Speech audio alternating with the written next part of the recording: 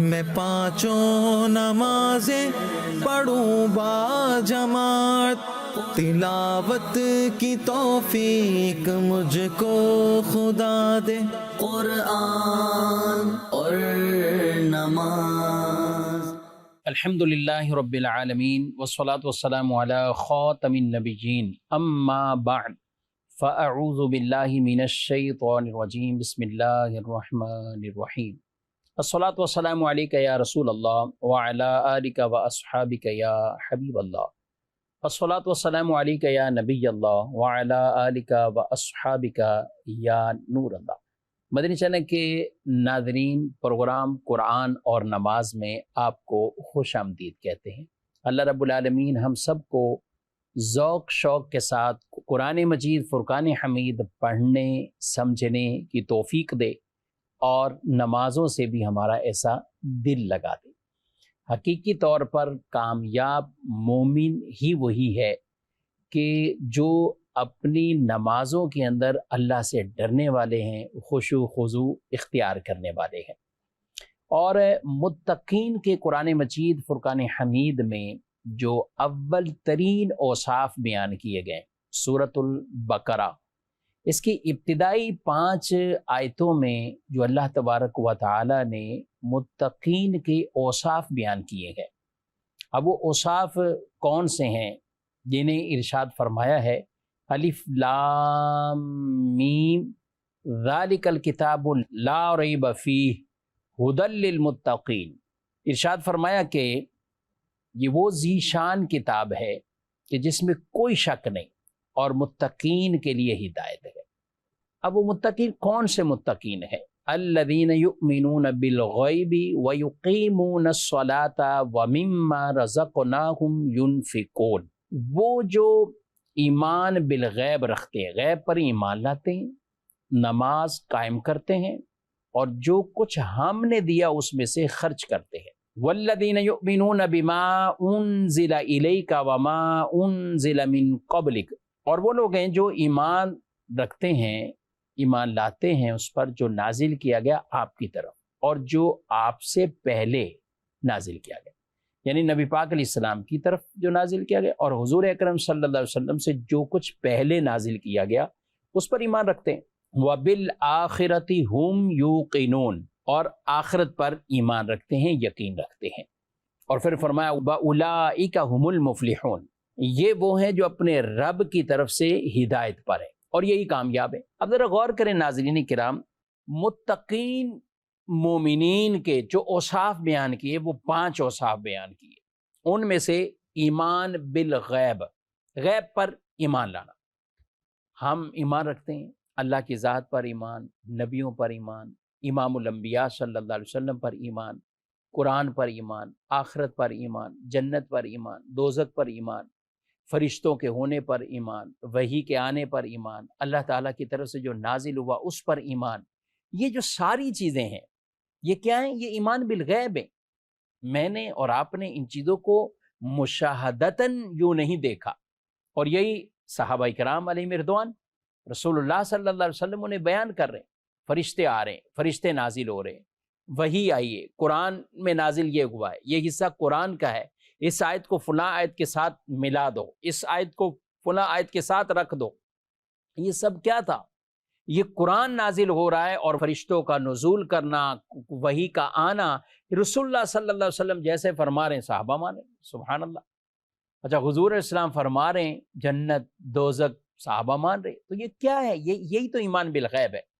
اور آج تک جتنے بھی مسلمان گئے تو یہ کیا ہے کہ جو کچھ قرآن میں نازل ان کو بھی ایمان، اور جو قرآن سے پہلے نازل ہے، جو کچھ قرآن سے پہلے اللہ تعالیٰ کی طرف سے، ان تمام پر ایمان، ان تمام پر ایمان۔ اور یہ کتاب قرآن مجید ہے ہی وہ کہ جس میں ما قبل نبیوں کی تصدیق ہے، جس میں ما قبل جو کچھ منزل من اللہ، اللہ کی طرف سے نازل کیا گیا، ان تمام کی تصدیق ہے، اور قیامت تک یہ رسول مکرم صلی اللہ علیہ وسلم کا دین ہی باقی رہنا ہے، اور یہ کتاب قرآن ہی آخری کتاب ہے۔ اور اس لیے یہاں پہ یہ ارشاد فرما دیا والذین یؤمنون بما انزل الیک وما انزل من قبلک، جو کچھ آپ پر نازل ہوا اور جو آپ سے پہلے نازل ہوا اس پر ایمان رکھتے ہیں. یا یہ نہیں کہا کہ آپ کے بعد بھی جو کچھ نازل ہوگا. یہ آیت بھی رسول مکرم صلی اللہ علیہ وسلم کے خاتم النبیین ہونے پر دلیل ہے، ختم نبوت پر دلیل ہے، اور اس کتاب کے آخری ہونے پر اور حضور اکرم صلی اللہ علیہ وسلم کے آخری نبی ہونے پر یہ آیت مبارکہ بھی دلیل ہے کہ جو پہلے نازل ہوا اس پر ایمان رکھتے ہیں. آپ کے بعد اگر کچھ نازل ہونا ہوتا یا آپ کے بعد بھی کسی نبی نے آنا ہوتا تو پھر یہاں سلسلہ ختم نہ ہوتا، بلکہ اللہ فرماتا کہ جو آپ کے بعد جو کچھ بھی نازل ہوگا. تو یہاں فرمایا جو پہلے آپ پر جو نازل ہوا اور آپ سے پہلے جو نازل ہوا وہ اس پر ایمان رکھتے ہیں. وَبِالْآخِرَةِ هُمْ يُوقِنُونَ، اور آخرت پر یقین رکھتے ہیں، ایمان رکھتے گئے.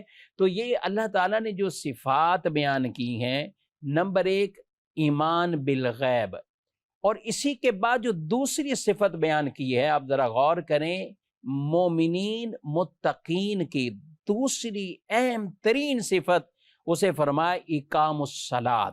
ارشاد فرمایا الذین یؤمنون بالغیب ویقیمون الصلاۃ، اور وہ نماز قائم کرنے والے ہیں، وہ نماز قائم کرتے ہیں. یہ دوسری صفت بیان کی. تیسری کی طرف آ جاتے ہیں تو ارشاد فرمایا کہ وَمِمَّا رَزَقْنَاهُمْ يُنْفِقُونَ، اور جو ہم نے رزق دیا ان کو ان میں سے خرچ کرتے ہیں. یعنی اللہ کے دیے ہوئے مال میں سے اللہ کی راہ میں خرچ کرنا. اب یہ خرچ کرنا انفاق یہ عموم ہے، اس میں صدقات بھی شامل، اس میں زکوٰۃ بھی شامل، جو کچھ انفاق فی سبیل اللہ ہے، اللہ کی راہ میں خرچ کیا جا رہا ہے، وہ سب کچھ اس میں شامل ہے. یاد رکھیں ناظرین کرام، زکوٰۃ کا اپنی شرائط قیودات کے ساتھ جو حکم ہوا ہے، جو نازل ہوا ہے، یہ تو مدینہ طیبہ کے اندر ہوا ہے. لیکن ہجرت سے پہلے بھی جو کچھ تھا اس میں انفاق تھا، خرچ کرنا. یہ ایسی صفت ہے اور یہ اللہ کو بڑی پسند ہے، یہ اللہ کو بڑی پسند ہے. اور نماز کے بعد اللہ تعالیٰ نے جس کا ذکر فرمایا ہے اور وہ ہے انفاق کا، خرچ کرنے کا. اور یوں بھی اگر ہم بات کرتے گئے کہ نماز کے بعد عبادات میں سے جن چیزوں کا ذکر ہے، ارکان اسلام میں دیکھتے ہیں تو زکوٰۃ ہے، وہاں بھی نبی پاک علیہ السلام نے بیان فرمایا. لیکن زکوٰۃ کی فرضیت نازل ہونے سے پہلے بھی جو خرچ کرنا تھا وہ انفاق فی سبیل اللہ، اللہ کی راہ میں خرچ کرنا، یہ شروع سے تھا. اسی لیے مکی زندگی میں بھی صحابہ کرام علیہم رضوان کے اگر ہم احوال پڑھتے گئے تو ایمان لانے کے بعد جو پہلا عمل کیا تو وہ انفاق کا کیا ہے، وہ انہوں نے اللہ کی راہ میں خرچ کرنے کا کیا گیا. تو نماز بھی اور انفاق بھی، یعنی خرچ کرنا، یہ ایک خاص عمل جسے قرآن نے بیان کیا. اور اسی لیے صحابہ کرام علیہم رضوان کی جب دو کیٹیگری اللہ تعالیٰ نے ان دو قسموں کو بیان کیا تو ارشاد فرمایا لا یستوی منکم من انفق من قبل الفتح وقاتل اولئک اعظم درجۃ من الذین انفقوا من بعد وقاتلوا وکلا وعد اللہ الحسنی. لیکن اللہ تعالیٰ نے سب سے جنت کا وعدہ فرمایا ہے. تو یہ انفاق یعنی خرچ کرنے والا عمل یہ شروع سے چلتا ہوا آ رہا ہے، اور رسول اللہ صلی اللہ علیہ وسلم کی ذات پاک سے، پھر صحابہ کرام علیہ رضوان سے یہی وجہ ہے کہ صدیق اکبر رضی اللہ تعالیٰ عنہ آپ مسلمان ہوئے تو آپ نے کچھ رات میں، کچھ دن میں، اور کچھ اعلانیہ اور کچھ چھپ کر، یہ چاروں طرح کے جب خرچ کیے تو اللہ تعالیٰ نے اس انفاق، اس خرچ کرنے کو بھی اللہ تعالیٰ نے قرآن میں بیان فرمایا. اور یہ ان کی شان میں آیت کو نازل فرما دی گئی ہے کہ جو اللہ کی راہ میں خرچ کر رہے ہیں، کیسے کر رہے ہیں؟ الذین ينفقون اموالهم باللیل والنہار سرا وعلانیہ.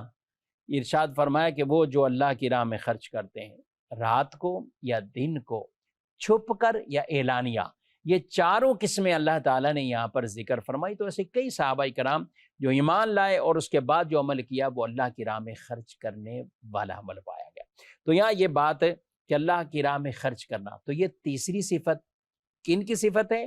مومنین متقین، ایمان والے متقین.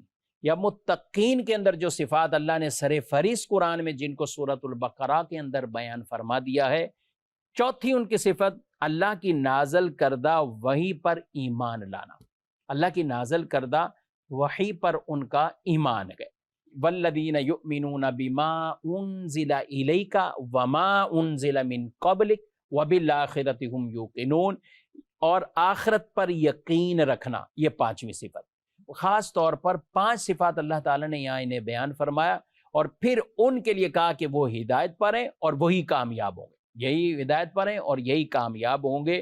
متقین کے اور بھی کئی درجات ہیں، تقوی کے اور بھی کئی معنی ہیں، لیکن یہاں پر بطور خاص جو اللہ نے ہی اس کی تشریح تفسیر بیان کر دی، کیونکہ ناظرین کرام قرآن مجید کی تفسیر کا ایک درجہ یہ بھی ہوتا ہے کہ تفسیر القرآن بالقرآن، یعنی قرآن کی تفسیر قرآن سے، یعنی ایک آیت میں جو بیان ہوا اس کی وضاحت، اس کی تفسیر، اس کی تشریح وہ آگے اللہ نے بیان فرما دیا۔ کبھی یہ کہ ایک جگہ ہی بیان کر دیا جیسے یہاں پر، یعنی اسی کی توضیح کر دی اور اسی کو وضاحت سے بیان فرما دیا کہ ہدی للمتقین، متقین کے لیے ہدایت ہے۔ وہ متقین کون ہیں؟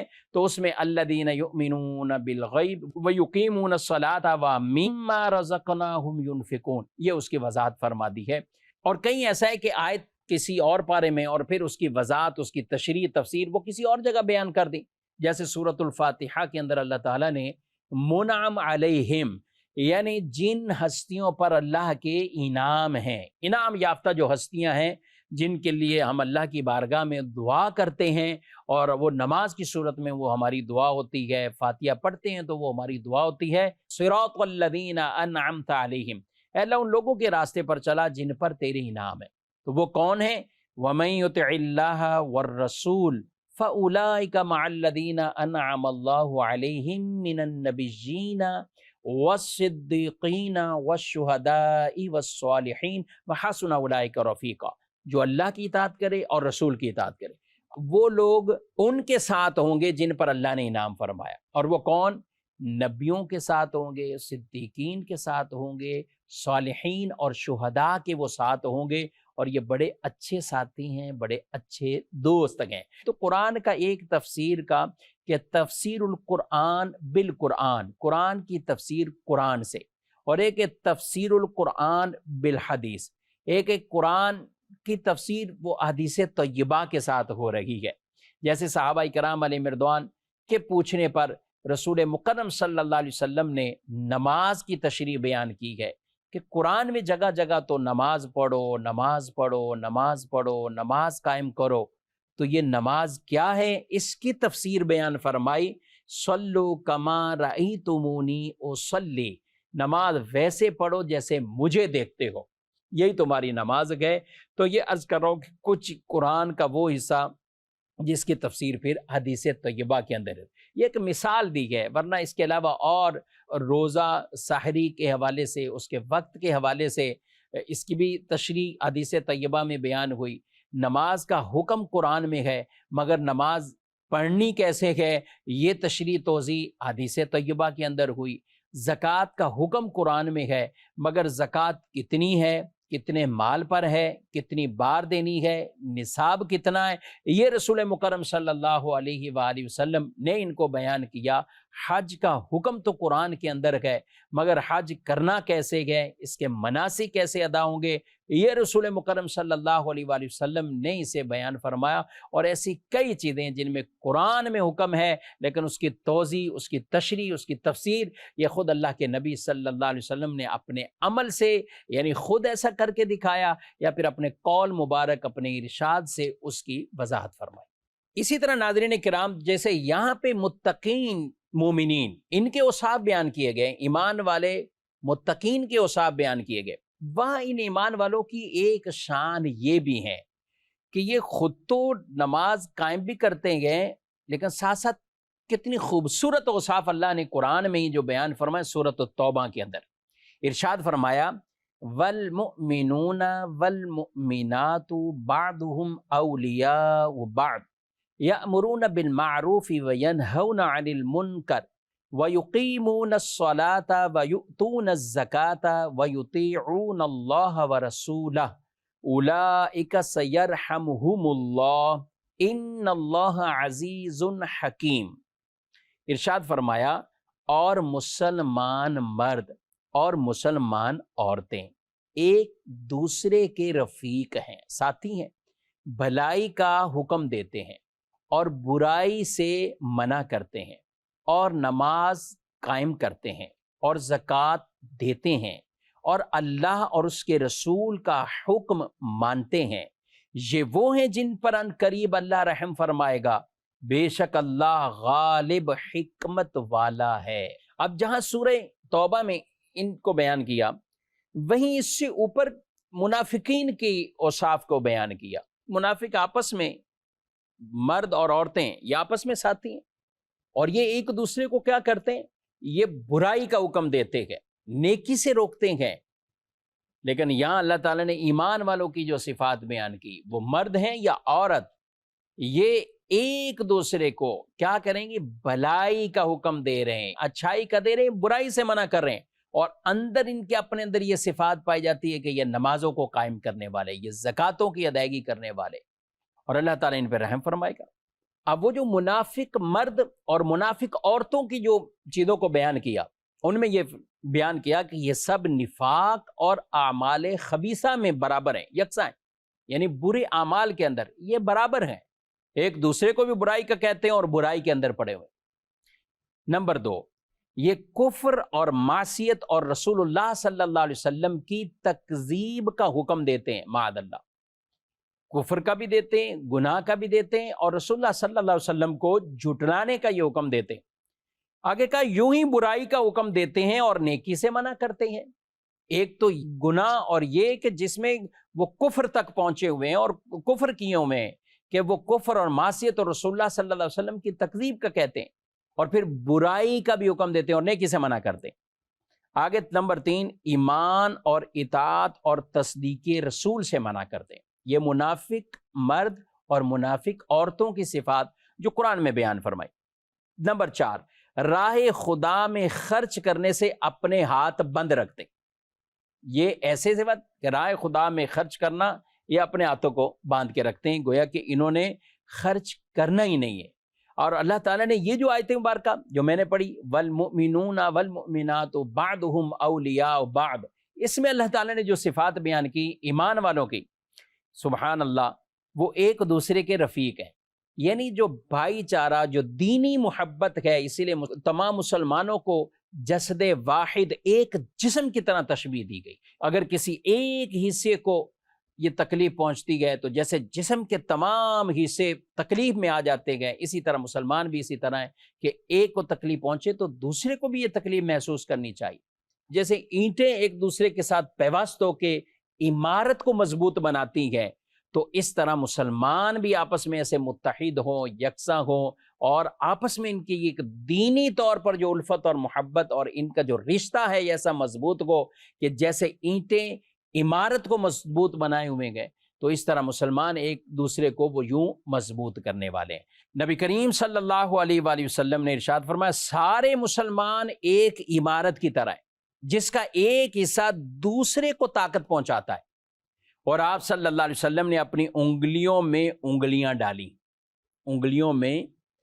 اب دیکھیں کوئی چیز ایسے اٹھا رہا ہے آدمی تو دو آدھے، لیکن یہ جب ہو جاتا ہے تو یہ ایک ایسا، اس کو کہیں مضبوطی والی، تو آپ صلی اللہ علیہ وسلم نے ایک عمارت سے جو تشبیہ دی، اور جیسا آپ نے فرمایا حدیث میں آیا کہ انگلیوں میں انگلیاں ڈالی، یعنی بظاہر سمجھنے کے لیے انگلیوں میں انگلیاں ڈالی، تو یہ ایک دوسرے کو مضبوطی کی طرف یہ اشارہ ہے، تو مضبوطی کی طرف اشارہ۔ تو مسلمان کے اندر یہ آپس میں اتحاد اور محبت کا یہ رشتہ ہونا چاہیے۔ دوسری حدیث میں اللہ کے نبی صلی اللہ علیہ وسلم نے فرمایا، مسلمانوں کی آپس میں دوستی، رحمت اور شفقت کی مثال جسم کی طرح ہے، جب جسم کا کوئی عضو بیمار ہوتا ہے تو بخار اور بے خوابی میں سارا جسم اس کے ساتھ شریک ہو جاتا ہے، یعنی بیمار تو ایک حصہ ہوا ہے لیکن پورا جسم بھی تکلیف محسوس کر رہا ہے۔ مسلمان کا بھی انداز یہی ہونا چاہیے۔ نمبر 2، بھلائی کا حکم دیتے ہیں اور برائی سے منع کرتے ہیں۔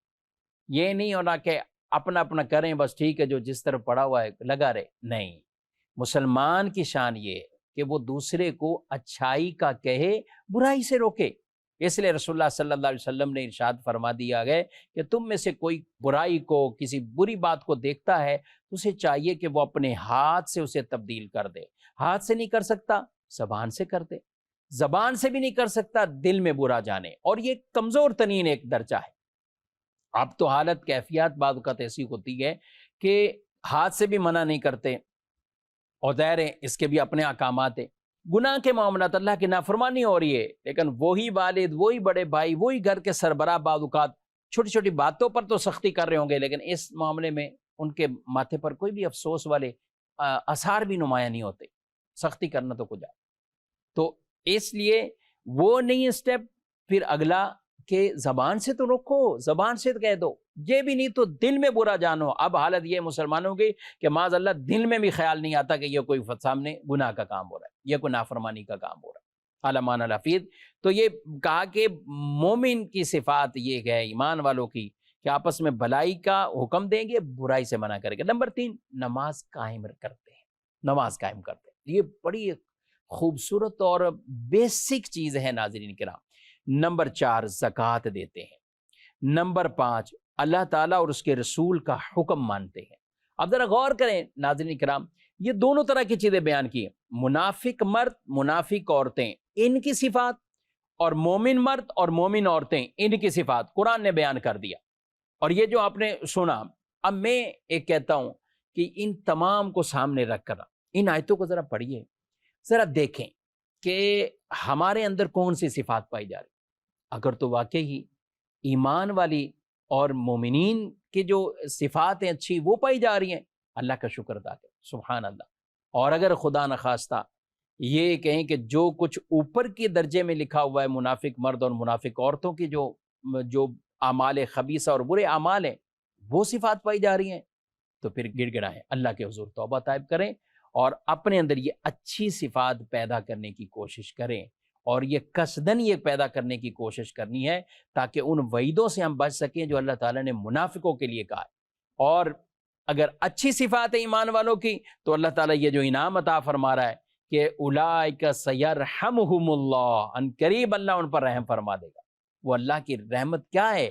وہ بخشش کے انعامات ہیں، وہ جنت کا داخلہ ہے، وہ دوزخ سے بچانا گئے، دنیا کے اندر ایمان پر موت گئے، یہ سارے اللہ کے انعام ہے، یہ اللہ کی رحمت ہے۔ تو یہ جب صفات پیدا ہوں گی تو اللہ تعالیٰ انعام کیا دے گا؟ اگلی آیت میں فرمایا وعد اللہ المؤمنین والمؤمنات جنات تجری من تحتها الانہار خالدین فیہا ومساکن طیبۃ فی جنات عدن ورضوان من اللہ اکبر ذالک هو الفوز العظیم۔ اللہ نے مسلمان مردوں اور مسلمان عورتوں سے جنتوں کا وعدہ فرمایا ہے جن کے نیچے نہریں جاری ہیں، ان میں ہمیشہ رہیں گے، اور عدن کے باغات میں پاکیزہ رہائشوں کا وعدہ فرمایا ہے۔ پاکیزہ رہائشوں کا، اس مسکن کا، یہ اللہ کی طرف سے وعدہ ہے، اور اللہ کی رضا سب سے بڑی چیز ہے، یہی سب سے بڑی کامیابی ہے، یہی بہت بڑی کامیابی ہے۔ اب یہاں دیکھیں ناظرین کرام، منافق مرد منافق عورتوں، ان کی برے اعمال اور پھر ان کے لیے عذاب وہ بیان کیا، پھر ایمان والوں کے لیے ان کی اچھائیاں اور ان کے لیے انعامات اللہ تعالیٰ نے بیان فرما دیا، اور فرمایا کہ جنات عدن، یہ عدن کیا ہے؟ یہ جنت میں ایک خاص جگہ ہے، جنت میں ایک خاص جگہ ہے، اور ایک قول کے مطابق عدن جنت کی صفت ہے، یہ جنت کی صفت ہے۔ حضرت عبداللہ بن عباس رضی اللہ تعالی عنہما سے روایت کہ جنتیں 8 ہیں، وہ فرماتے ہیں جنتیں 8 ہیں۔ اب وہ جنتیں 8 کون ہیں؟ ان کے نام کیا ہیں؟ نمبر 1 دار الجلال، نمبر 2 دار القرار، نمبر 3 دار السلام، نمبر 4 جنت عدن، نمبر 5 جنت مأوا، نمبر 6 جنت خلد، اور نمبر 7 جنت الفردوس، اور نمبر 8 جنت نعیم۔ سبحان اللہ، یہ جنتیں ہیں، یعنی 8 جنتیں ہیں، اور جنتوں میں سے سب سے اعلیٰ جنت وہ جنت الفردوس ہے، کیونکہ وہاں ہم سب کے پیارے آقا صلی اللہ علیہ وسلم جنت الفردوس میں ہوں۔ اللہ حضور کے صدقے صلی اللہ علیہ وسلم ہمیں بھی وہاں جگہ عطا فرمائے۔ اور روایت میں آیا کہ جب اللہ تعالیٰ نے جنت عدن کو پیدا کیا اب اس میں وہ چیزیں رکھیں کہ جنہیں نہ کسی آنکھ نے دیکھا، نہ کسی کان نے سنا، نہ کسی انسان کے دل پر اس کا خیال آیا۔ تو اللہ تعالیٰ نے جنت عدن سے فرمایا کہ مجھ سے کلام کر، یعنی جنت اللہ سے کلام کرے گی۔ تو اس نے کہا قد افلح المؤمنون، بے شک ایمان والے کامیاب ہو گئے، ایمان والے کامیاب ہو گئے۔ اور یہاں اللہ تعالیٰ نے مومن مرد اور مومن عورتوں سے یہ جنت عدن کا وعدہ فرمایا ہے۔ جنت کی نعمتوں میں سے سب سے بڑی نعمت تو وہ تو یہ ہوگی اللہ کا دیدار بھی ہوگا اور اللہ کی رضا انہیں مل جائے گی، یعنی اللہ ان سے فرمائے گا میں تم سے راضی ہو گیا، میں تم سے راضی ہو گیا، جسے قرآن نے بیان کیا رضی اللہ عنہم ورضوا عنہ، اللہ ان سے راضی اور وہ اللہ سے راضی، وہ اللہ سے راضی۔ جنتیوں کو اللہ کا دیدار ہوگا، جنتی اللہ سے راضی، وہ تو پہلے ہی کہیں گے یا اللہ تو اتنی نعمتیں ہم پر کی ہیں، اتنی نعمتیں، ہمیں عذاب سے بچا لیا، جنت میں داخل کر دیا، ہمارے چہرے حسین ہو گئے، طرح طرح کی نعمتیں۔ لیکن جب اللہ کا دیدار کریں گے، وہ کیسے ہوگا؟ وہ جنت میں جب ہوگا تو پھر بتائیں گے۔ اس کی کیفیت دنیا میں نہیں بیان کی جا سکتی، کیونکہ دنیا میں جاگتے ہوئے تو صرف اللہ کے نبی صلی اللہ علیہ وسلم نے معراج کے موقع پر یہ دیدار کیا اللہ تعالیٰ کا، اور کسی نے جاگتی آنکھ سے بیداری میں جاگتے ہوئے یہ اللہ کا دیدار نہیں کیا۔ جنت میں یہ روایات میں موجود ہے، اللہ کا دیدار کریں گے تو جنتی جب اللہ کا دیدار کریں گے تو پھر ان کے چہرے اور حسین ہو جائیں گے، اور حسین ہو جائیں گے، اور رب تعالیٰ ان کو یہ خوشخبری دے گا اپنی رضا کی کہ میں تم سے راضی ہوا، اللہ ان سے راضی، وہ اللہ سے راضی ہے۔ لیکن یہ کب انعامت ملیں گے؟ جب یہ ایمان والوں کی صفات ہم اپنائیں گے، اور ان صفات میں سے یہ کیا صفات میں سے مین چیزیں جو بیان کی گئی، برائی سے منع کرنا، بھلائی کا حکم دینا، نماز قائم کرنا، زکوٰۃ کی ادائیگی کرنا، اللہ اور اس کے رسول کی اطاعت اور فرما برداری کرنا، یہ ان کی وہ صفات ہیں۔ کوشش یہی کرنی ہے کہ یہ اللہ تعالیٰ نے جو صفات بیان کی ہے ہم سب کو یہ اوصاف اپنے اندر پیدا کرنے ہیں۔ اللہ تبارک و تعالیٰ ہمیں نماز بھی قائم کرنے کی توفیق دے، نماز پڑھنے کی توفیق دے، قرآن پڑھنے اور سمجھنے کی بھی توفیق دے، اور کثرت سے قرآن کی تلاوت کرنے کی بھی اللہ تعالیٰ ہم سب کو سعادت عطا فرمائے۔ آمین بجاہ نبی الامین صلی اللہ علیہ وسلم۔ میں پانچوں نمازیں پڑھوں با جماعت، تلاوت کی توفیق مجھ کو خدا دے، قرآن اور نماز